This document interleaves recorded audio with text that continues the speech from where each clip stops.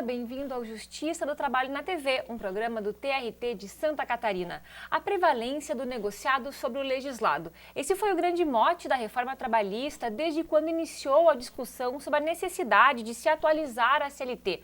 Mas afinal, o que essa mudança significa? E quando a convenção ou acordo coletivo de trabalho tem mais valor que a lei? Para entender melhor os limites e as possibilidades do acordado sobre o legislado, a juíza Andréia Passold, do TRT de Santa Catarina, está conosco. Mestre em Ciência Jurídica, a juíza Andréia é professora universitária. Doutora Andréia, seja bem-vinda. Obrigada pela presença em nosso programa. Eu sei que a doutora é fã da negociação coletiva, então gostaria que a senhora falasse um pouquinho sobre o poder desse instituto. Olá, Letícia. Prazer estar aqui com vocês. Obrigada pelo convite. Eu sou uma fã da negociação coletiva. Acredito na negociação como uma forma de democratização de poder, distribuição de atribuições entre sindicatos e empregadores, retirada dessa legislação que vem de cima para baixo, que é a legislação em geral, né, aquela que vem realmente do legislativo. E acredito na possibilidade das partes criarem suas próprias regras, como nós temos nos contratos de direito civil, mas, evidentemente, respeitando a situação diferenciada dos trabalhadores. Bom, então, uma das grandes novidades da reforma trabalhista foi justamente trazer a primazia do negociado sobre o legislado. Afinal, o que essa mudança significa exatamente? Acho que as pessoas estão exacerbando um pouco essa possibilidade. Nós já temos negociação coletiva há muitos anos. A Constituição de 88 trouxe o princípio da interveniência sindical como algo muito forte, uma exigência no artigo 8º para as negociações acontecerem. Então, só existe negociação coletiva se o Sindicato dos Trabalhadores está atuando em nome dos trabalhadores. Para que haja uma igualdade. Exatamente, porque você pressupõe igualdade nas relações civis. Nas relações trabalhistas, você não tem essa igualdade e, com o sindicato, se considera que há uma equivalência entre os contratantes. E aí, quando você fala em primazia do negociado sobre o legislado, até a gente pensa assim, qual era a intenção do legislador? Porque será que a nossa legislação é tão ruim que a gente precisa que o negociado prevaleça? Não. Se não, então que não tenha legislação e que se permita uma negociação. A legislação, ela é um patamar mínimo civilizatório que tem que ser obedecido e, a partir dali, me parece que o principal é para quando não temos legislação específica, então a negociação ela não prevalece, ela supre a ausência de legislação e principalmente na setorização, regionalização. Isso para mim é o mais importante na negociação coletiva, você poder regionalizar situações que seriam gerais. É claro que a situação do Amapá é muito diferente da situação de Santa Catarina. E dentro de Santa Catarina, Florianópolis, Balneário Camboriú e Itajaí já tem economias completamente diferentes do Oeste, por exemplo. E isso tem que ser levado em conta, para isso a negociação é muito importante.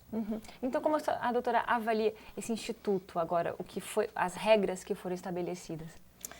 Olha, até a intenção do legislador, eu falei essa questão do que seria a intenção do legislador, ela é muito clara. Na verdade, a ideia é, sim, suprimir alguns direitos com a negociação coletiva. Às vezes, essa supressão pode ser muito importante num determinado período. Por exemplo, você tem a possibilidade de você reduzir salários, reduzindo jornada, num período de crise.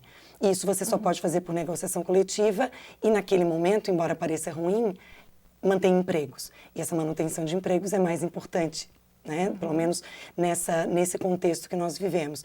O que nós temos que ter em vista é que nem tudo poderá ser negociado, nem tudo poderá ser suprimido. Agora, claro, o objetivo do legislador era, sim, estabelecer uma possibilidade muito ampla de nós retirarmos alguns benefícios que se entendiam como exagerados dos trabalhadores através da negociação coletiva. Bom, doutora, eu gostaria de pegar o gancho, então, do que a senhora falou, porque muitos justamente têm essa ideia mesmo, né, de que a negociação retira direito dos trabalhadores e que esse instituto deveria ser aplicado somente para melhorar as condições dos trabalhadores. É essa lógica mesmo? A senhora concorda? Veja, se você olhar o artigo 7º da Constituição, ele diz: são direitos dos trabalhadores, entre outros, que visem melhorar a sua condição social. Então, a Constituição, em princípio, estabelece que tudo que vier além da lei será para beneficiar o trabalhador. Daí surgiu a ideia de que as negociações seriam para acrescentar direitos. Mas isso nunca esteve exatamente expresso, tanto que a própria Constituição, o próprio artigo 7º, já prevê em alguns incisos redução de salário. A irredutibilidade salarial é um princípio, salvo acordo ou convenção coletiva. Então, você já tinha a previsão na própria Constituição, já tem essa previsão de redução ou uma supressão parcial, ou às vezes até total, de alguns direitos por negociação coletiva. Então, claro, a ideia, principalmente dos sindicatos de trabalhadores, era que as negociações ampliassem direitos. Mas justamente a única possibilidade de redução de direitos legais, aqueles previstos na legislação, não só na CLT, como legislação esparsa, a única possibilidade é por negociação coletiva. Então, não tem mais como a gente dizer que era sempre para beneficiar os trabalhadores na negociação. O que me parece é aquilo que eu te falei antes. Acho que a regionalização, ela é um benefício para o trabalhador.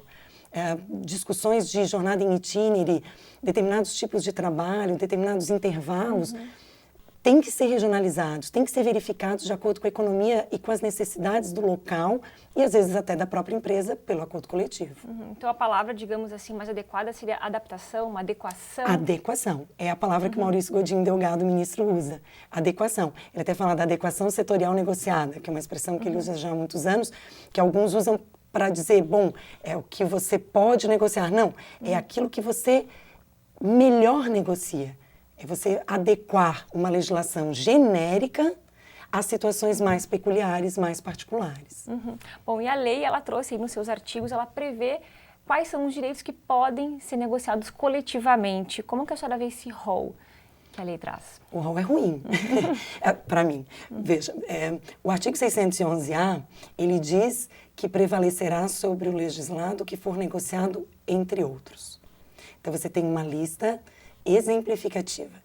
E aí o 611-B, que eu tenho certeza que a gente vai conversar ainda, trata de uma lista teoricamente exaustiva. Então, o 611-A, ele deixa tudo muito aberto. Ele trata de alguns dispositivos constitucionais que já permitem algum tipo de flexibilização, algum tipo de mudança por negociação coletiva, e outros que não havia nenhum tratamento específico na legislação, mas a gente já vem conversando sobre isso, converso muito com os alunos, converso com os colegas. Por exemplo, a súmula 85, que é uma súmula que trata de compensação de jornada, ela foi praticamente repetida agora pelo legislador. E muitas coisas que estavam lá, alguns dispositivos que nunca foram declarados inconstitucionais, ninguém sequer questionava a inconstitucionalidade, agora que estão na lei, eu vejo gente dizendo, mas é um absurdo. Isso sempre esteve lá. A compensação do sábado tácita é algo que se admite há muitos anos, muitos anos. E todo mundo sempre achou normal. E era tácita, veja bem, uma negociação tácita. Agora, você já tem previsões de acordos individuais escritos e, claro, o que o 611-A tem de muito importante é que o que está ali só por negociação coletiva. Então, uma negociação individual não pode dispor daqueles direitos estabelecidos ali. A não ser no caso daquele trabalhador que a lei considera hipersuficiente. Daí ele pode. Ai, Letícia, esse hipersuficiente. Eu gosto muito de comparar o trabalhador ao consumidor. Inclusive em relação à falta, à empatia. Nós nos colocamos facilmente na posição de consumidores, até porque todos somos e todos nos sentimos assim. E quando é na hora de se colocar na posição de trabalhador, eu vejo que nem sempre a gente consegue fazer isso. Até porque talvez o nosso sonho não seja ser o operário da construção civil e sim o dono da construtora. Digo nosso sonho, mas do imaginário coletivo. E quando é consumidor, fica todo mundo no mesmo pé de igualdade. Não existe um hiperconsumidor. Não existe um hipersuficiente consumidor. O dono das lojas Havan, por exemplo, ele é consumidor igual a mim se ele comprar uma caneta Bic estragada. Se o iogurte dele vier com um bicho dentro, ele vai ser tratado da mesma forma que eu. O dono do pão de açúcar da mesma forma. E aí, um sujeito que ganha 2 vezes o valor da Previdência, o salário de benefício da Previdência, que a lei nem fala se é bruto ou líquido, e porque ele tem um diploma de nível superior, que hoje em dia pode ser um curso à distância, por causa disso ele tem mais conhecimento jurídico do direito do trabalho e dos seus direitos. Então, esse hipersuficiente, eu acho que com o tempo nós vamos ter que conversar muito sobre isso, porque o fato dele receber mais e ter esse nível superior não significa que ele conheça a legislação. E ninguém parte dessa premissa para o consumidor. Por que para o trabalhador vai ser assim? Bom, doutora Andréia, tem que chamar o nosso primeiro intervalo. A gente já volta, é 1 minuto.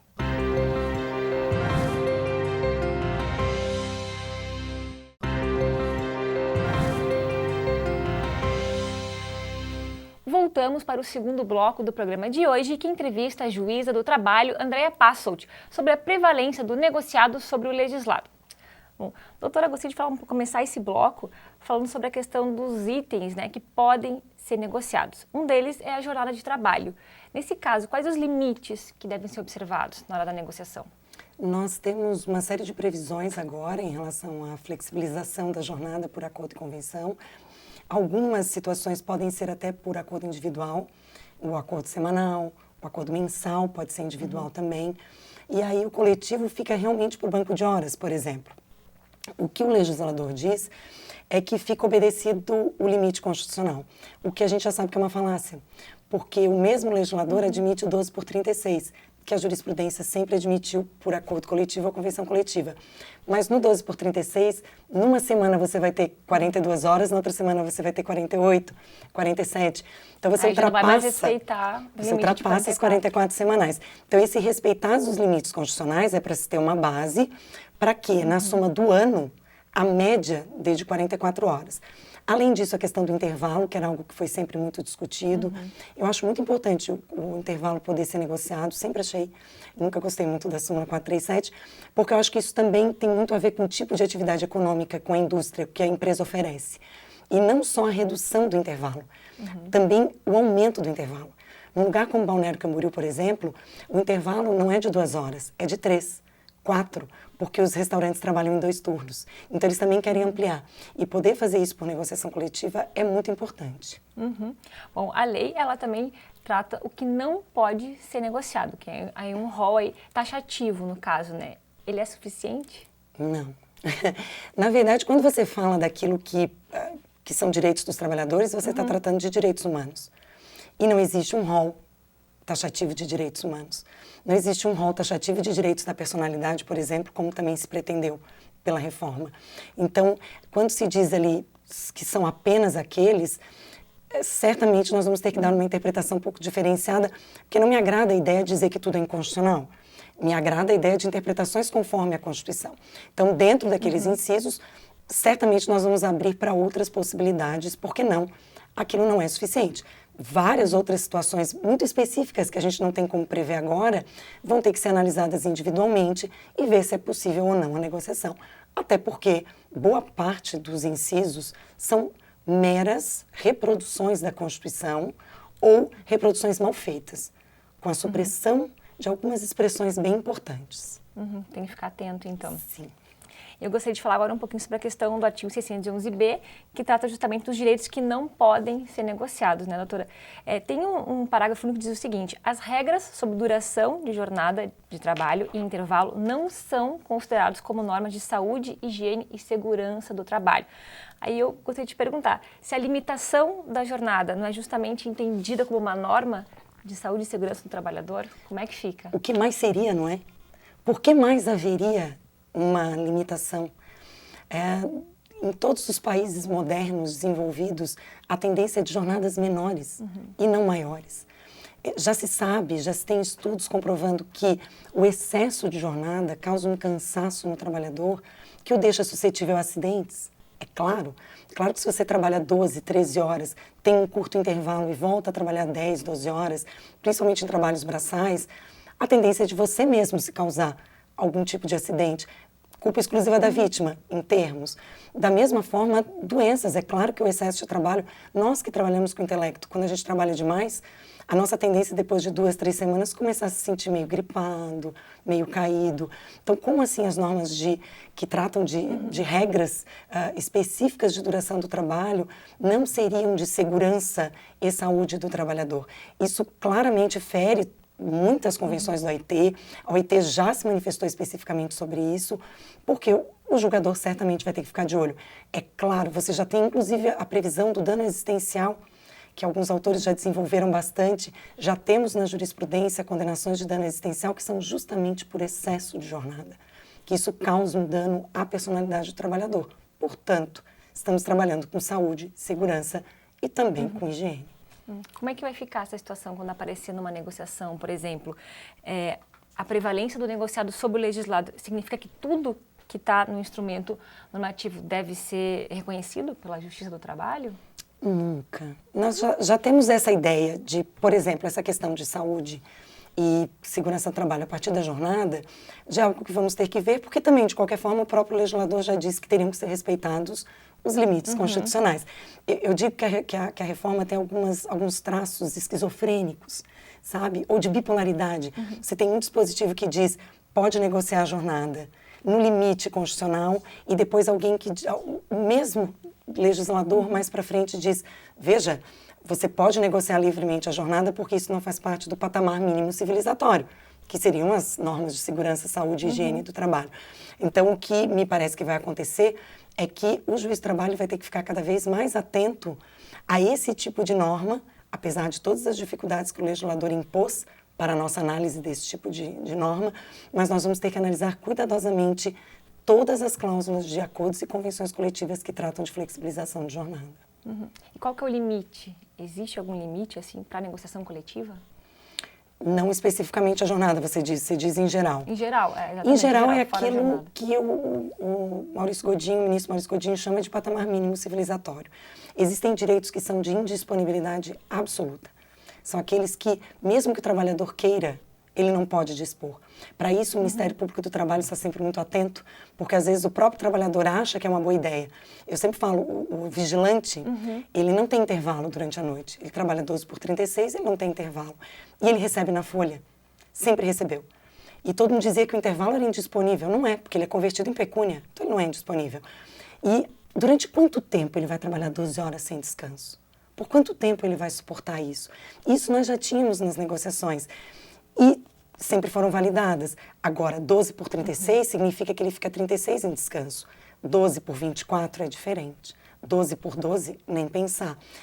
Um pouco tem de bom senso, de prudente arbítrio, um pouco tem das pesquisas de saúde e um pouco realmente vai ter do limite constitucional. O limite constitucional é de 44 horas semanais. Não quer dizer que você possa trabalhar 3 dias seguidos até fechar as 44.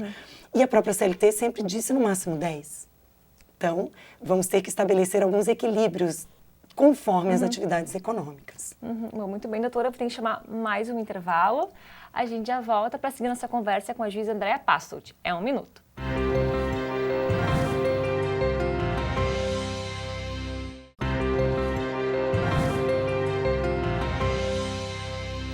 Voltamos para o último bloco do programa de hoje, que entrevista a juíza do trabalho, Andréa Passolt, sobre a prevalência do negociado sobre o legislado. Bom, doutora, eu quero começar esse bloco falando sobre a atuação, então, da Justiça do Trabalho, né? Que a partir de agora não poderá, então, mais analisar o mérito do acordo ou convenção coletiva. Diante disso, como que a doutora avalia o papel dos juízes do trabalho na análise dos acordos? Bom, a gente estava falando sobre a questão 611B, que diz o que não pode entrar na negociação. Então, aquilo nem pode entrar. Então, claro que entrando vai ser anulada a cláusula. Não quer dizer que vai ser anulado o acordo inteiro, ou a convenção inteira, né? Mas, principalmente, a grande mudança é essa previsão de que a gente deve obedecer o artigo 8º. E o artigo 8º diz que o acordo coletivo, a convenção coletiva, tem que ser olhados como negócios jurídicos. Eles são, mas eles são um negócio jurídico especial, claro. Mas ali nós teríamos só uma previsão que remete ao artigo 104 do Código Civil, que trata de requisitos de validade. Eu costumo dizer para os advogados que agora quem lida com direito do trabalho tem que estudar cada vez mais direito civil, porque o artigo 104 do Código Civil fala partes, forma não defesa em lei, capacidade e os defeitos ou vícios do negócio jurídico. Então, para anular a convenção ou o acordo como um todo, precisaria ter um erro, dolo, coação, estado de perigo ou lesão, que são os 5 defeitos do negócio jurídico, não é o caso agora da gente abordar. Sim. E claro que nós temos percebido isso no CONAMAT, lá em Belo Horizonte, conversamos muito sobre isso, se tratou do assunto. Essa restrição viola o princípio da inafastabilidade do controle jurisdicional. Então, é claro que o juiz pode analisar outros assuntos além desses requisitos, embora esses requisitos sejam muito importantes também, os requisitos de validade e esses defeitos, mas não vamos ficar restritos a isso. Uma interpretação conforme, para não dizer que se trata de inconstitucionalidade, seria a gente entender que, além disso, também vai ser considerado um defeito do negócio jurídico quando violar direitos fundamentais do trabalhador. E isso nós sempre poderemos analisar, tanto em cláusulas individuais, como sempre se fez, analisando algumas cláusulas, como no conjunto, aí sim, quando faltar um requisito fundamental, por exemplo, o registro no Ministério do Trabalho, não há como dar validade para essa convenção ou acordo coletivo. E na prática, assim, o que pode ser considerado ilícito num acordo ou convenção coletiva a partir de agora? Eu tenho certeza que uma das previsões, até do artigo 611, é a questão de prorrogação da jornada de trabalho insalubre. Isso é inadmissível. Se pretende fazer isso, a MP também tratava do assunto de uma forma um pouco melhor, a MP 808, mas do jeito que ficou, caiu, enfim, faleceu e ficamos com esses buracos. Mas essa prorrogação do trabalho insalubre é inadmissível. Qualquer alteração que diga respeito a dias de pagamento, por exemplo, a gente sabe que tem empresas que fazem os vales, que na verdade não são vales. Devia pagar o do mês passado e ainda está pagando do outro mês durante o mês. Esse fracionamento de pagamento de salário, por exemplo, é algo que a gente imagina que pode aparecer e não vai ser possível de se admitir. Bom, doutora, agora eu queria trazer uma outra questão gostaria de uma avaliação da doutora. Recentemente o TST, ele validou um acordo, né, tratando justamente da contribuição sindical obrigatória, que deu aí uma grande polêmica, né? Possibilitando aí que seja negociado. Eu gostaria de saber, né, se a doutora enxerga problema em negociar a contribuição sindical a partir daí, já que hoje o negociado vale mais que o legislado. Eu particularmente não. Já que estamos para negociar, vamos negociar. E negociar amplamente sobre aquilo que não tem proibição. E o sindicato tem condições de negociar os seus próprios interesses junto com a empresa ou com o sindicato de empregadores.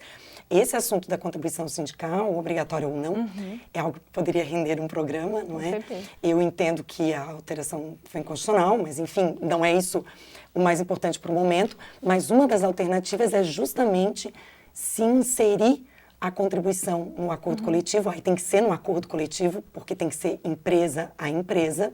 Me parece que fazer como convenção não seria conveniente. Ou então até por Assembleia Geral dos Trabalhadores, aí poderia se enquadrar na convenção.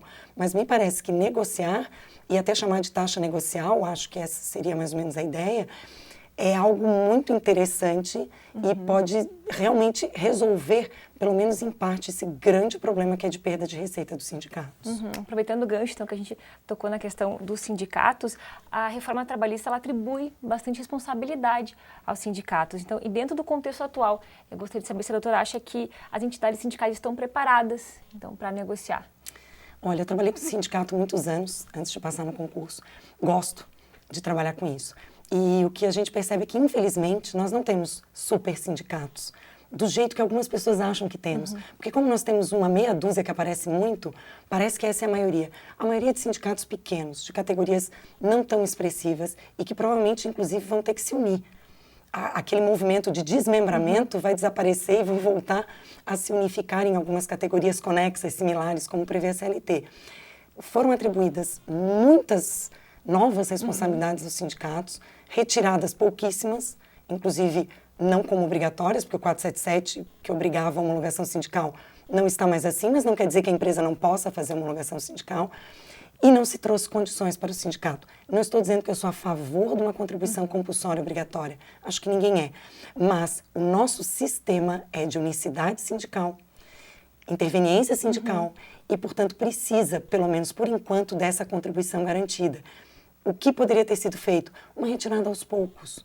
Uma previsão de se ir escalonando essa retirada para os sindicatos irem se fortalecendo com novas receitas. O que eu acho que vai ficar muito diferente é que nessa negociação a negociação sempre foi para todos da categoria.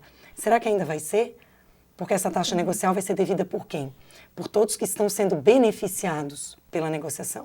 E isso é muito importante. O sindicato precisa de dinheiro para negociar, precisa viajar, precisa se deslocar, precisa pagar o dirigente. Quem é que paga? Não pode ser a empresa.